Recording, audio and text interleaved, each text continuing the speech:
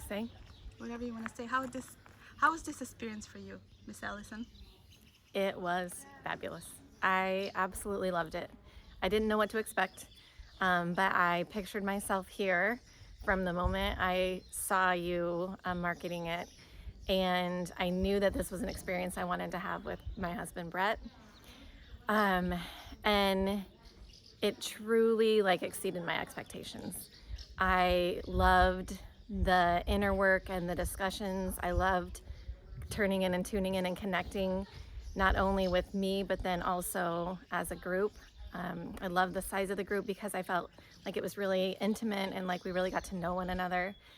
And then the additional experiences just took it next level for me. I feel like I kind of came for that inner work and connecting with myself, with Brett, and with other people, but the additional experiences were that just made it even better. I didn't know what to expect.